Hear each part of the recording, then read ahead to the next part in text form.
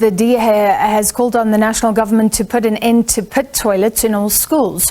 In February, government missed its own target to eradicate pit toilets from schools. Shortly thereafter, another child drowned in a pit toilet in a village near Queenstown. The DA says it began its #EndSchoolPitToilets campaign with an oversight visit at a village in the Mthatha district in the Eastern Cape.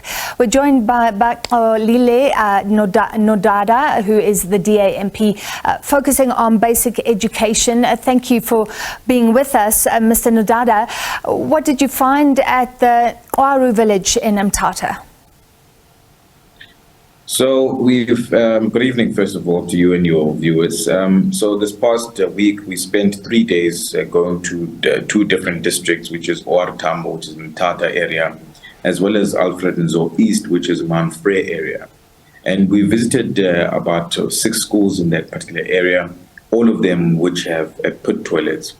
The first school that we visited was Bandwana Senior Primary School, that has basically zinc toilets for both teachers and learners, as well as toilets that were donated to them by a foreign NGO that have now filled up without being serviced by the department. And those children now relieve themselves outside completely.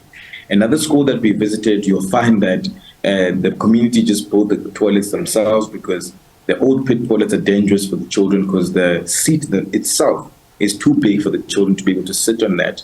And the toilets that are built by the community don't even have a door, for example. There's no seating area. It's made out of plank that they've cut in that particular area, which is completely dangerous for children. It was sad to see the 2 girls blocking one girl while she tries to relieve herself in grade 1 in that particular toilet. And it was horrible sights that we've seen there. We've come across toilets that were last built in 1993 in Mthatha, a primary school in Mount Frey, and a goat had recently died in those particular pit toilets and fell in there.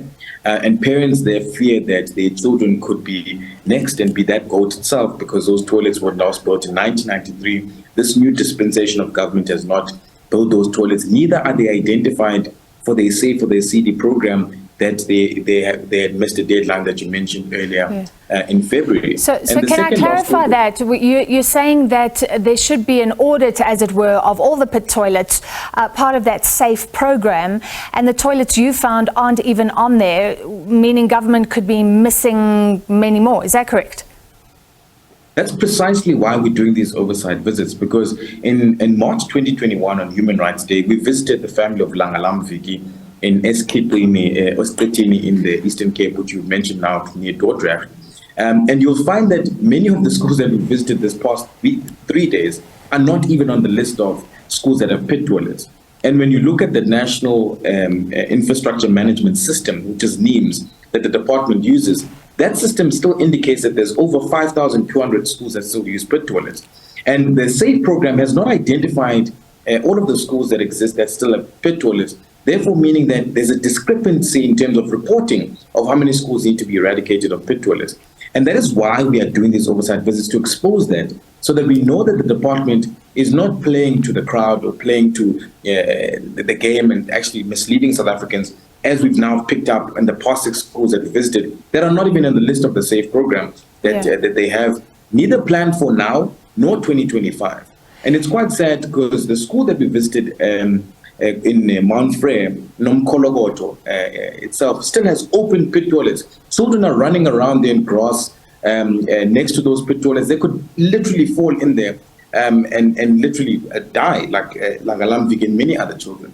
So Mr. Nodada, this is a huge issue for the parents, for all South Africans. It's a tragedy that it's still there and pretty unbelievable. But some might be cynical about the DA launching its campaign now, waiting. Of course, this has been an issue for years. Does it have anything to do with elections? Look, I'm a father of a 4-year-old son. And when I visited the family of Langalamviki, I could only imagine how devastated her mom was. And it's terrible that sitting in the Portfolio Committee on Basic Education, you have to deal with real life issues of this nature. I don't think that we can play with the future of our children and make it about politics. It's important for us to make sure that children study in a conducive learning environment at school. We've been fighting these issues for years now. But what is more painful for us is that the department has missed more than 3 deadlines of their own dates that they've set. And it's important for us to play a role to hold them accountable to that. Because is it going to be my child who's next who's going to die in a pit toilet, or the next parent? How many families must feel the devastation of losing a child in a pit toilet 30 years into democracy? There's a budget that is there. It just needs to be efficiently used to eradicate these pit toilets so that children can. And it's so sad because it's in rural, poor communities that I come from. I myself personally almost fell in a pit toilet when I used to go to school. So this is a personal issue, but more so than anything, it's family issues where parents don't want their children to go to great sites in schools, but rather goes to schools that create a conducive learning environment for them. All right, thank you for being with us. Baxolili Nodada, DA, MP and Shadow Minister of Basic Education.